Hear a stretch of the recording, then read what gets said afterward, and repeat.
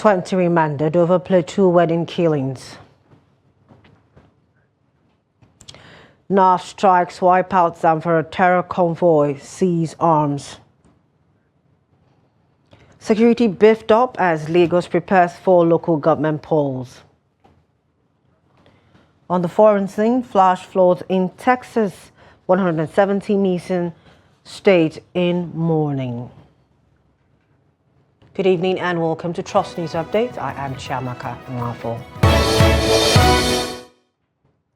Thank you for joining us. The Plateau State High Court 10, sitting in Jos, has ordered the remand of 20 suspects accused of killing wedding guests in Mangun community, Mangu local government area. 13 persons were killed and several others injured in the June 20 attack by suspected mobs. The victims, comprising 32 men, women and children, were traveling in an 18-seater bus from Basawa community in Sabun, Gari local government area of Kaduna State to attend the wedding in Kwa community, Kwan Panlang local government area, where they were ambushed. Prosecution counsel Samuel Idowu Ikutanwa alleged that the accused conspired to commit the offences using dangerous weapons, including firearms, cutlasses, machetes, and petrol. All the defendants pleaded not guilty. Following the plea, the prosecutor requested an adjournment for case management and the custodial order to remand the suspects at the Jos Correctional Center.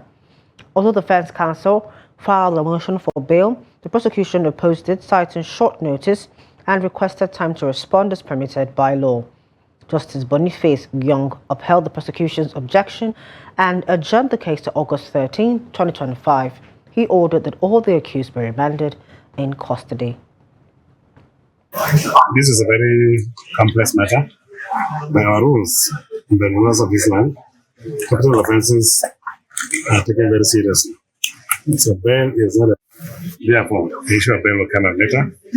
But for now, the court has ordered to be kept in Jos Custodial Center to the next adjournment.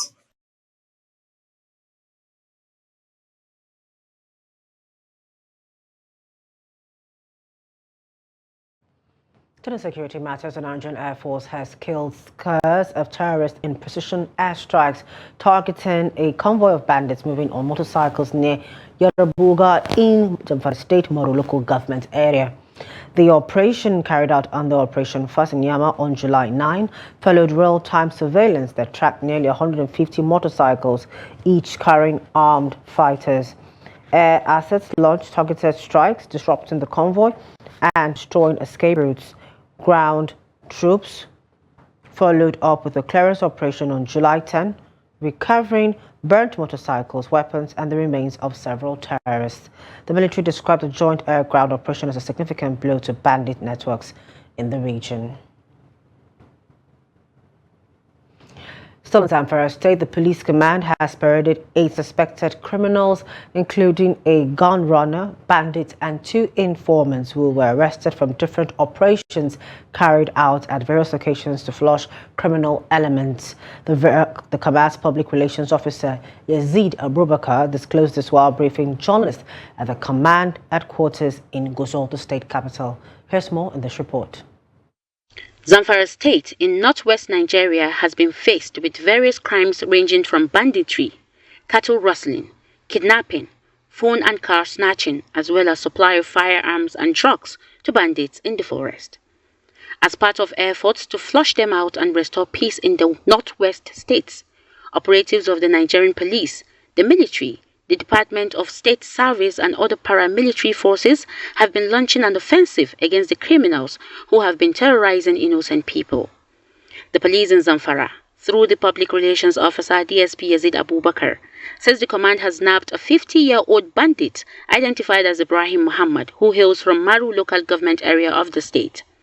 2 bandit informants, a gun runner and 5 others in its ongoing onslaught against criminals and crimes. Arrest of bandit informant by recovery of 1 AK-47 rifle and 1 live ammunition. Suspect Salisu Lawali, M of Kendo 2 Town, Safi local government area of Zamfara State. Abdul Muttalib Lawali, M of Endoto Town of Safi local government area of Zamfara State, now at large. Exhibit recovered: 1 AK-47 rifle, 1 live ammunition. He explained that the police apprehended the suspected criminals following credible intelligence from members of the public, adding that the suspect will be charged to court when investigations are concluded. With a group of armed bandits along Munhai Anchor Road. Upon sighting the police, the armed bandits immediately opened fire, engaged the police in a gun battle that lasted for about an hour. Due to the superior firepower of the police, the bandits took their heels and abandoned the above-mentioned exhibits. Police operations in the area are ongoing to ensure the safety of the citizen and prevent any retaliating attack from the bandits. Items recovered were assorted rifles, a stolen card, leaves suspected to be Indian hemp, as well as a canter suspected to be owned by a bandit named Lansadia, among others. Here in the Federal Capital Territory, the administration has apprehended 210 beggars as part of Operation Sweep Abuja, a city-wide crackdown on miscreants, street traders, beggars, scavengers and other criminal elements.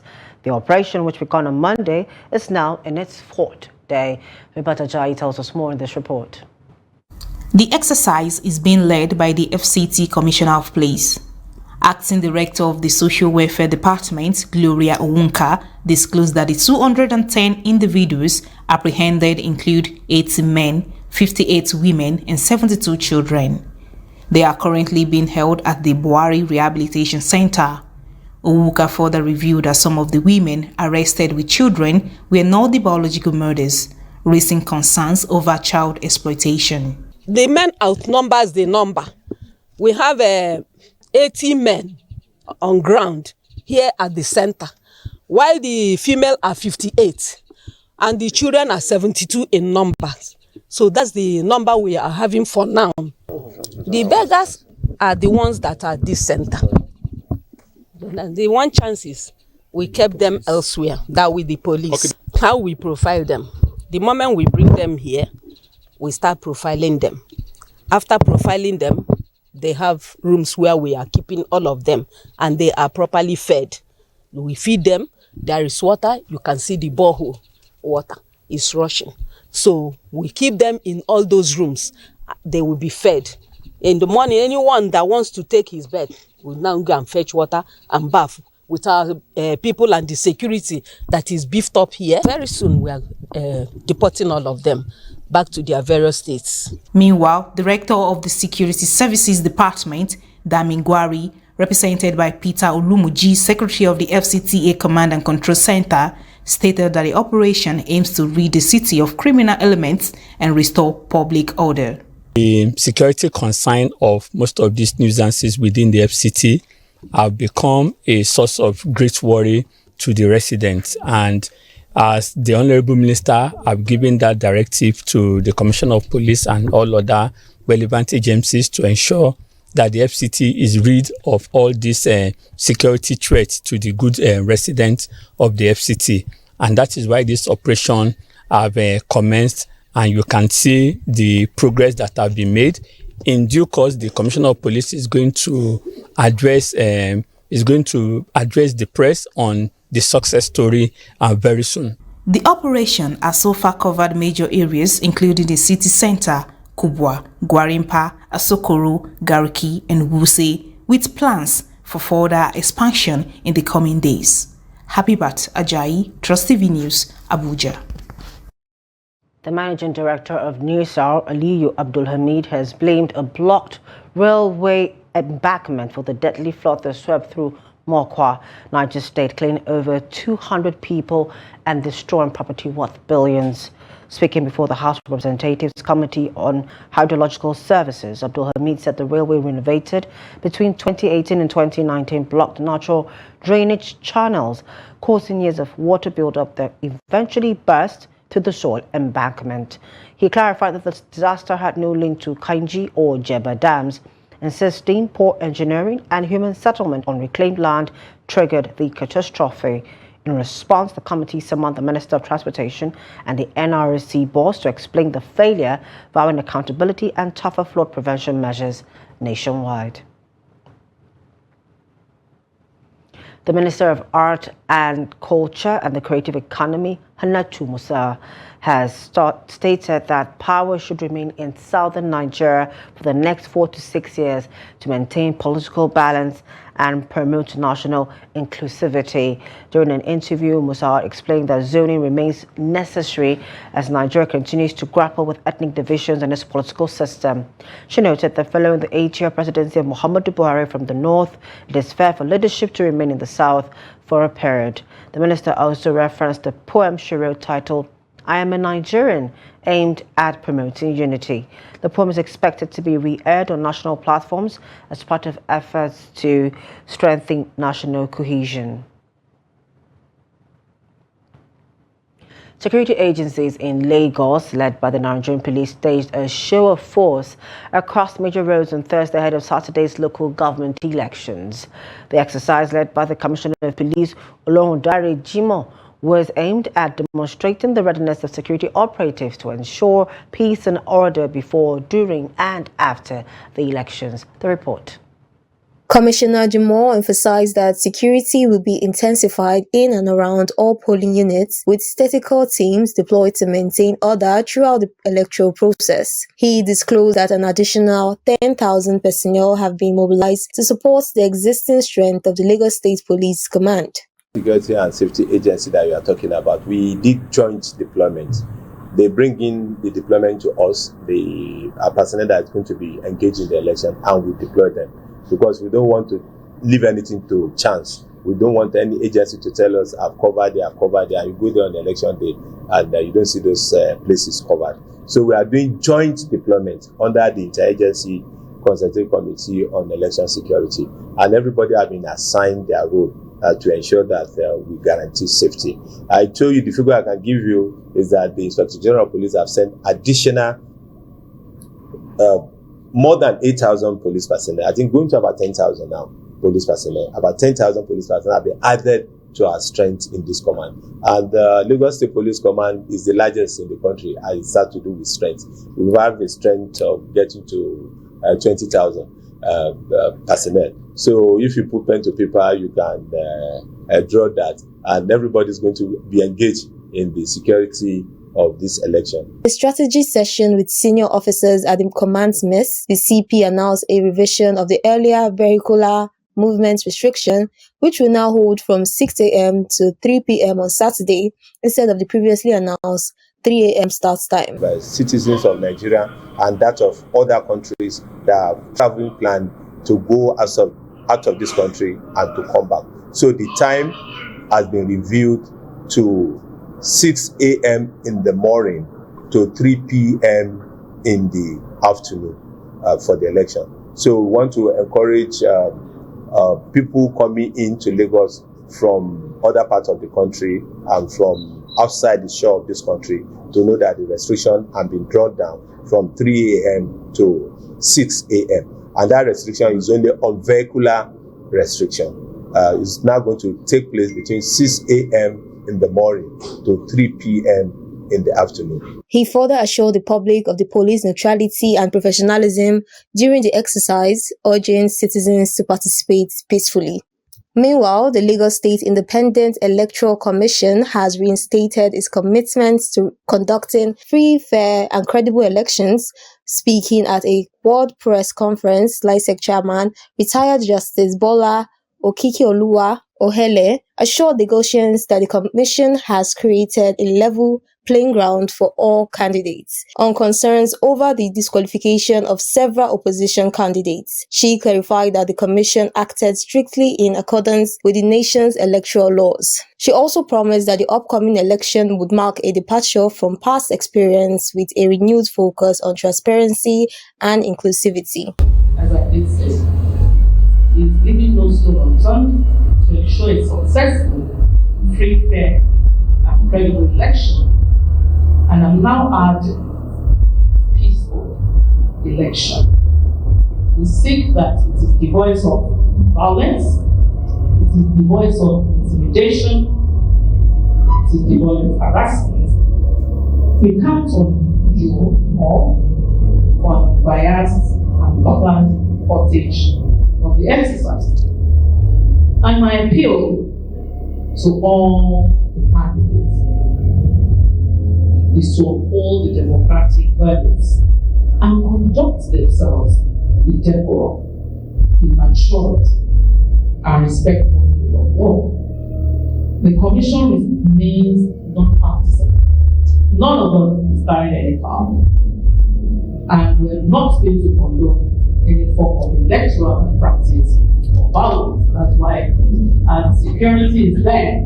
As Lagos prepares for Saturday's local government elections, authorities are urging residents to participate peacefully, assuring that adequate security and fair electoral processes are in place to safeguard democracy at the grassroots. The National Hajj Commission of Nigeria, NARCON, has commenced preparations for the 2026 pilgrimage following the successful completion of the 2025 Hajj exercise. NARCON Chairman Abdullah Pakistan disclosed this to journalists in Cairo on Thursday after returning from Saudi Arabia. He stated that Saudi authorities had directed countries to conclude all logistics early and not wait until the last minute. In response, the Commission is seeking approval to announce the Hajj Fair for 2026 and has urged intending pilgrims to begin registration early. Pakistan expressed appreciation to Almighty Allah for the smooth operation and safe return of Nigerian pilgrims. They also thanked the federal government, especially President Bola Tinubu and Vice President Kashim Shettima, for their consistent support throughout the Hajj period. He noted that feedback from pilgrims and National Assembly members, particularly those on foreign affairs and Hajj committees, had acknowledged the success of the 2025 Hajj operation. Your anti-news update on Trust Steve is still to come. Cholera spreads in Lagos. Experts blame housing crisis. When we return, please do stay with us. Welcome back. Thank you for staying with us. Now a recap of our top stories. We told you that 20 have been remanded over Plateau wedding killings. We also told you that NAF strikes wipe out Zamfara terror convoy and arms were seized. Two more stories. Medical experts at the Lagos University Teaching Hospital, Luth Idiaraba, has attributed the ongoing cholera outbreak to rampant open defecation. This is even as some Lagos residents have argued that open defecation is unlikely to stop as long as high housing costs continue to force many into homelessness. Here's more in this report. Cholera is a highly infectious disease caused by the Vibrio cholerae bacterium, primarily spread through the injection of food or water contaminated with human feces. It can lead to severe dehydration and death if left untreated. Dr. Ayohen Akase, the head of the infectious disease unit at the Lagos University Teaching Hospital, Luth Idiaraba, says the outbreak is being fueled by open defecation, a practice that results in a contamination of food and water sources with human waste. He noted that the disease thrives in environments with poor sanitation, overcrowding, limited access to clean water, and inadequate waste disposal system. So we need a lot of awareness, but also on the long term, we need to, that's why it's important for people to get educated, for the standard of living of people to generally go up, for people to live in standard houses, because the lower is the disease. You find them more in slums where toilet facilities are substandard, where they don't have access to water, they don't have access to good food, all of this, and then they don't have access to waste disposal. You see people dropping waste everywhere. All these are indicators of a low socioeconomic level of living. Residents of Lagos also share their concerns, noting that open defecation is unlikely to end soon. They blame the situation on the rising cost of housing, which has pushed many into homelessness. With no access to toilets or clean water, many sleep under bridges or in makeshift shelters and are forced to defecate in the open. We have over, uncountable people, out of, they don't have a place to stay. They don't have a place called home. Some are sleeping under the bridges. Some are just roaming about the streets. Where night comes, that's where they will sleep. So things open defecation definitely will continue. Landlord people, they use the money of house rent so that all people public up and down without some place to stay. They live fine because of all this causing so much cholera up and down, because where they sleep for fish or many dustbin side, it can bring cholera to the people. Our environment is very important to us. That's we have to do our cleaning, our environmental sanitation. We have the days we always do it. That's Thursday and Saturdays, which is environmental sanitation. That everybody knows. That Thursday is for the market people, while the Saturday is general for everybody. You know, we have women that is at home that always do general cleaning too. In front of your house, you have to do it because there's no way people will eat biscuits, they will eat sweet, they will eat all this kind of nylon things, mango and everything. They will drop it inside the gutter. So definitely you have to clean your environment. Dr. Akasi also stressed the crucial role of government in tackling the outbreak, calling for urgent multi-sectoral efforts to eliminate the disease, while emphasizing that it is a collective responsibility. But everybody needs to come on board. I know when government needs to bring in the right policies, bring in the right investments, but we know government alone cannot do everything. And that is why we want the communities to also rise up and say, in our community. And most times, if communities rise up like that, most times they always win, because government alone cannot do all. We need the participation of the community. Communities need to participate, individuals need to participate, and it's when we come together, right, that we can defeat, infectious disease like cholera. He urged the public to support the fight against cholera by maintaining good hygiene, including regular hand washing and keeping their environment clean. And the Business and Group Chief Executive Officer of the Nigerian National Petroleum Company Limited, Bayo Ojulari, has acknowledged growing complexities in the effort to revamp Nigeria's state-owned refineries.